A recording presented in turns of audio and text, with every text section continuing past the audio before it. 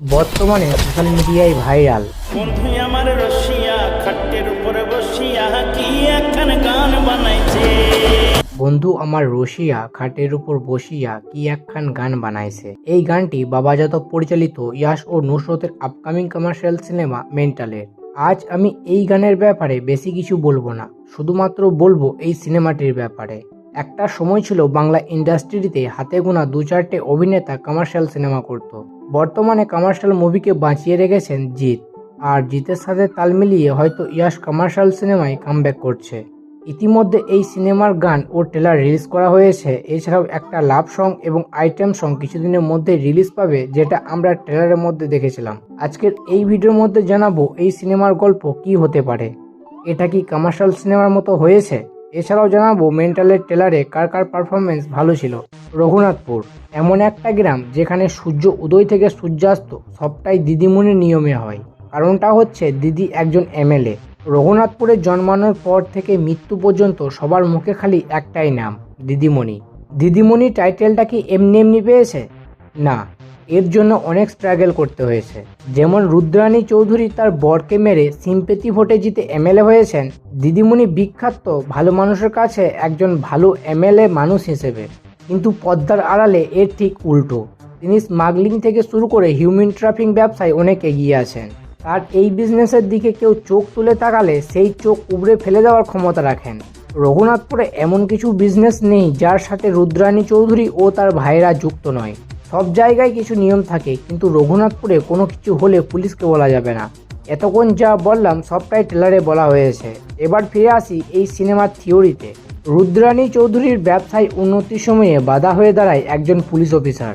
দিদিমণি ব্যবসার অবসান হতে শুরু করলে এবং রাজনীতিতেও সমস্যা হয়ে দাঁড়ায় তার এই হিউম্যান ট্রাফিং ব্যবসা। দিদিমণি কি এবার চুপ থাকবে? তাই তিনি ওই অফিসারকে হয়তো মেরে ফেলেছেন বা ট্রান্সফার করে দিয়েছেন। এবার দিদিমণি একজন পুলিশ অফিসারকে নিয়ে আসে যে দিদিমণির গোলাম হয়ে কাজ করবে। রঘুনাথপুরে এন্ট্রি হয় সূর্যা রয়ের।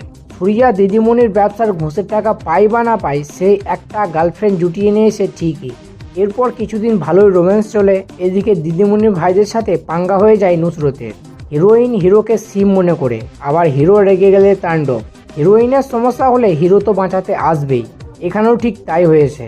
বা এমনটাও হতে পারে সূর্যাকে দিদি না গভর্নর পাঠিয়েছে রঘুনাথপুরের সমস্যার জন্য। যাই হোক, বেশি কিছু শেয়ার করছি না। এই এন্ড গেমে কে জিতবে সেটা দেখার জন্য অবশ্যই তোমাদেরকে 19শে জানুয়ারি পর্যন্ত অপেক্ষা করতে হবে। এবার আসি ট্রেলারটা কেমন ছিল, কার পারফরমেন্স কীরকম ছিল ট্রেলারে। প্রথমেই আসি এমএলএ রুদ্রাণী চৌধুরী অ্যাজ সায়ন্তনী ঘোষের কাছে। যাত্রা শুরু হয় হিন্দি টেলিভিশন শো এর মাধ্যমে। ওনার এই ট্রেলারে অ্যাক্টিং, অ্যাংরি ইমপ্রেশন, স্টাইল ছিল দুর্দান্ত। নিজেকে বিন্দু মাসির থেকে কম কিছু মনে করে না। ওনার অ্যাক্টিং দেখে জিতের ঘাতক সিনেমার বিন্দু মাসির কথা মনে পড়ে গেল। মেন্টাল সিনেমায় সায়ন্তনী ঘোষ হচ্ছে বিন্দু মাসি প্রো। সূর্যা রয় অ্যাজ ইয়াস। প্রথমেই বলি মেন্টালের মাধ্যমে ইয়াসের এটা কামব্যাক হতে পারে যদি বাবা যাদব পরিচালিত এই সিনেমার প্রেজেন্টেশন এবং স্ক্রিন প্লে ভালো হয়। পুলিশ অফিসার হিসেবে ভালোই মানিয়েছে। এই সিনেমার ডায়লগগুলো ভালো এবং সাধারণ, তবে ডায়লগ ডেলিভারি ইয়াশ ভালো করেছে। নুসরত জাহান যতক্ষণ স্ক্রিনের মধ্যে ছিল তার উপর থেকে চোখ সরানো যায় না, তবে তার ইমপ্রেশন একটু বেটার হতে পারত। এই সিনেমার ট্রেলার দেখে মনে হচ্ছে আমি কোনো সাউথের ট্রেলার দেখছি। ব্যাকগ্রাউন্ড মিউজিক থেকে শুরু করে মেন্টালের টাইটেল ট্র্যাকও শুনতে পাই ট্রেলারে। অ্যাকশনও ভালো ছিল, সিনেমাটোগ্রাফি ব্যাপক ভালো ছিল। বিশেষ করে ইয়াসের এন্ট্রি সিন একদম চুম্বেশ্বরী মাফিক। আমাদেরকে মনে হচ্ছে এই সিনেমার গল্প প্রিডিক্টেবল, বাট এই সিনেমার গল্প অনেক টুইস্টে যদি ভরা থাকে তাহলে এই সিনেমাটি ভালো পারফরমেন্স করবে বক্স অফিস। আর এই জিনিসটা দেখে আমি খুবই আশ্চর্য হয়েছি, সিনেমার মধ্যে মদন মিত্র আছে। এটা দেখে খুবই ভালো লাগলো। যদি এই সিনেমায় মদন মিত্রের অরিজিনাল একটা ডায়লগ থাকে তাহলে সিনেমা হলে সিটি ভালোই বাজবে। এছাড়াও রবি সাহার পাশাপাশি বাকিদের অভিনয় ঠিকঠাক ছিল। এই ছিল ট্রেলার নিয়ে আমার মতামত। তোমাদের কেমন লেগেছে ট্রেলারটা অবশ্যই কমেন্ট করে জানাবে। আর হ্যাঁ, নতুন হলে অবশ্যই চ্যানেলটাকে সাবস্ক্রাইব করে নেবে। দেখা হচ্ছে পরবর্তী ভিডিওতে। Take care and bye by.